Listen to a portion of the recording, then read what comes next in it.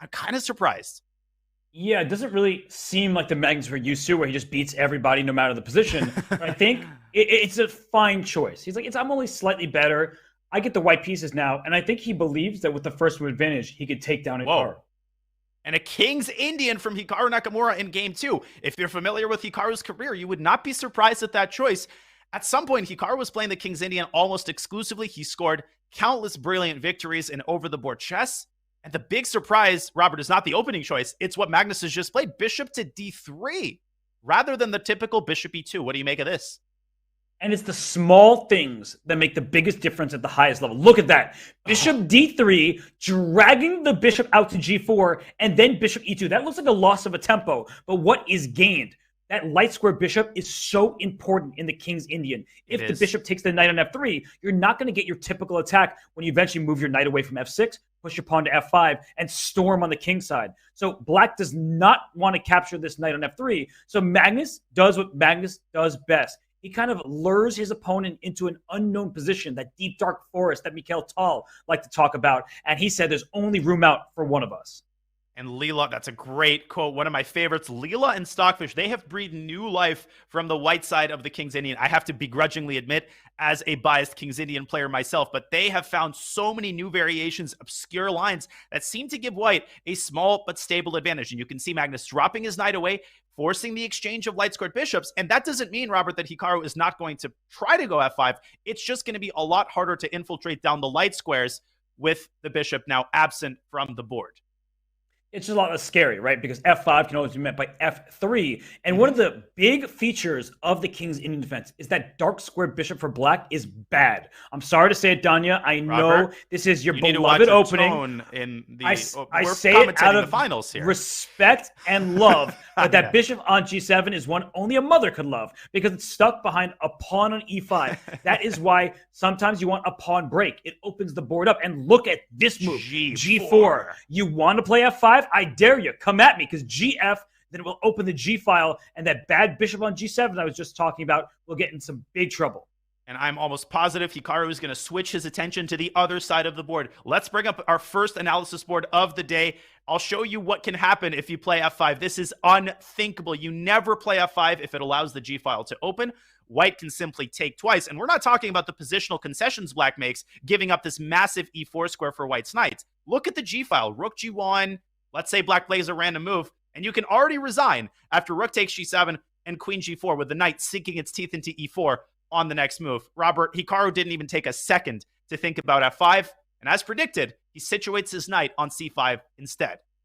Yeah, it's why we study our openings, right? Hikaru Nakamura hasn't memorized this position, but he has a great fundamental understanding that f5 is too dangerous. Now, he might need to play that move just to get some semblance of activity, because what can you do on the other side of the board? You would like to push your pawn a5 back to a6 and play the move b7 to b5, but you can't do that. Pawns don't go backwards in chess, unfortunately. How else do you crack open that side of the board? Maybe c6, but c6 comes at a cost. The d6 pawn will be a long-term weakness. You're still not getting the move b5 in, so white has a free hand on the king side, Danya, where black has absolutely nothing to show for on the queen side.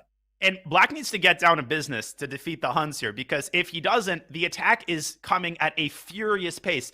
Magnus is about to play h5 and open up the h file, and you basically have, if you're Hikaru, 3 or 4 tempi maximum to create some intrigue on the other side of the board. You can see Hikaru desperately trying, but Magnus, he calmly brings his knight to b1. Why is he doing that? Why is he contorting himself like that? It's to stop b7, b5, which is one of the only options that black has to open up the queen side, and the knight on c3 is integral in stopping that advance from happening. You know, contortionists usually freak me out. It scares me what they do with their bodies, but I'm loving the way that white is maneuvering those knights. The knight back to b1. Wesley So did this against Maxime Vachier-Lagrave. We talked about it a lot. He knows where to put his pieces. The knight is best placed on c3 here. And now, again, white has nothing to fear on the queen side. King b1 looks like a generally useful move, just in case black has any ideas of opening up the queen side. And you're just pointing this out. Black now closes the king side, and look at the Petrosian king march. That king is going away from the queen side to e1, to f1, to g2, where it will just sit safely on the king side. And then when white is ready to strike, will Magnus try to push pawns on the queen side. And I think the real reason he's marching his king, as you point out, is to go from defending to attacking on the queen side. But it's also to liberate this knight. Where does the knight really belong? Where the knight is eyeing this beautiful f5 square where it's going to lord over the entire king side. Well, you couldn't do that easily with your king on the queen side because of b7, b5. And Hikaru is reminding Magnus of what is going to happen the moment he moves his knight away from c3. But Robert, I just want to point out, h6 by Hikaru was a necessary move. That was a really, really strong idea that freezes the king side and gives Hikaru the time he needs to set things up on the other side of the board. The engine might give +2 here, but it's actually incredibly hard to make progress even though you're positionally dominating.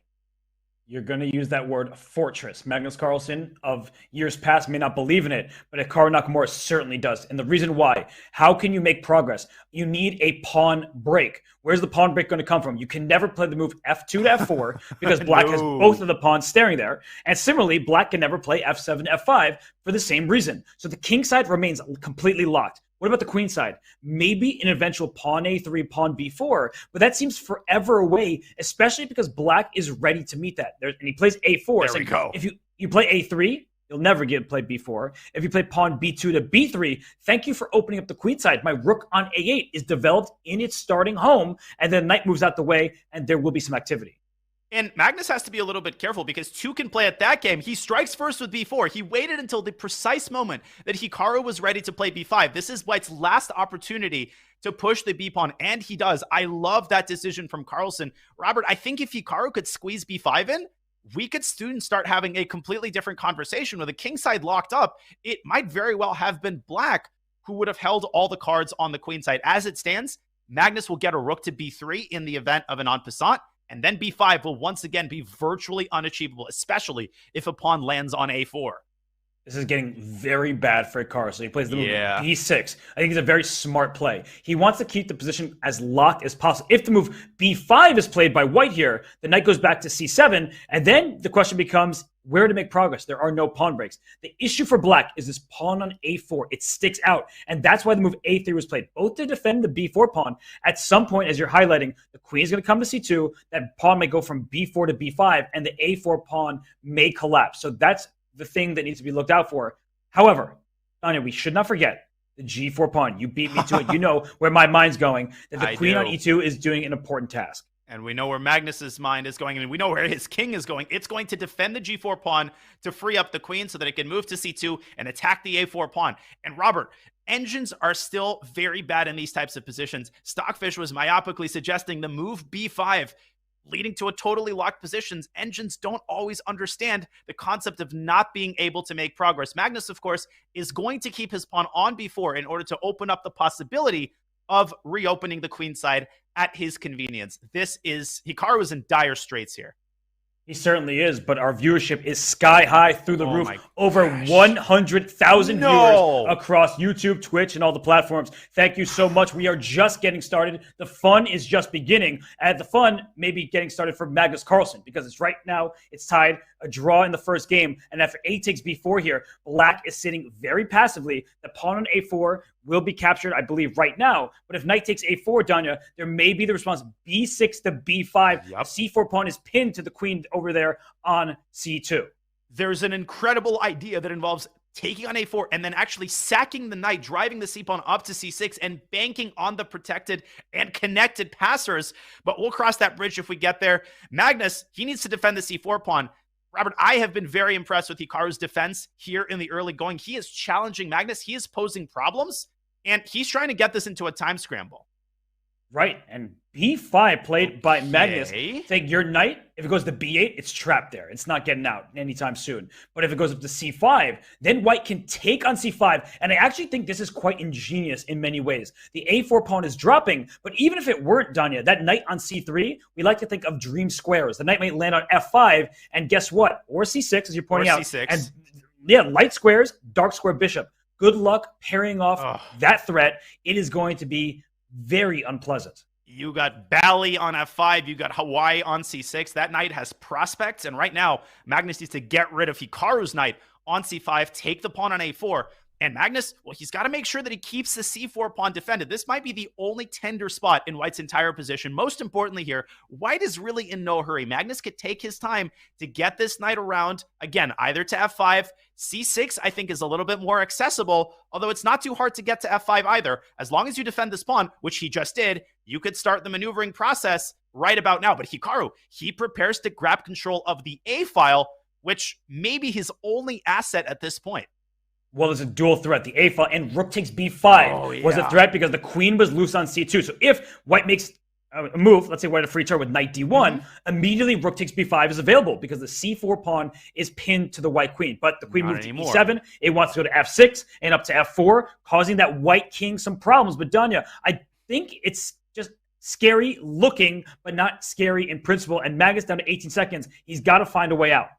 Listen, scary looking things actually become scary when you've got 10 seconds on your clock. The enemies become magnified, and Hikaru is second to none at twisting you into a knot, even if you're completely winning when you're down to those last seconds. Rook to a3 pins the knight, and suddenly Black getting really active here. Queen f4 coming next. Rook b3, you lose the c4 pawn. We swap rooks, the c4 drops. Queen f4. He goes backwards. Queen f4 is a huge move, and Black suddenly has the upper hand, but he goes rook a. That was a big missed opportunity for Hikaru Nakamura. Queen f4 forced the favorable queen trade because the e-pawn would have captured, opening up a pathway for the black bishop. But we've moved on from that. This is still a game, and Magnus is very close to getting his knight to that promised land on f5, and he does. Oh, this is terrible for Black because now you're just getting squished. You have no space for your pieces. And don't be surprised if White makes the move c4 to c5 at some point, a la Vasil Ivanchuk, Garry Kasparov. It's a clearance move. You get a pass pawn. So look for that option at some point for White. But Magnus, he's dilly-dallying. He's trying to build some time up on his clock. It's time for c5. I think it's his only break. He has no other way to make progress. He can't play the move. I understand he might be a little bit nervous about it. He's just trying to keep consistent on the clock, moving his rook back with queen e3 again. Now c5 repetition is on the cards. Strong. And he's got to be careful to avoid 3-time repetition. I think he'll be okay with it. I think he sees the position as being locked up. He just wants to escape without losing.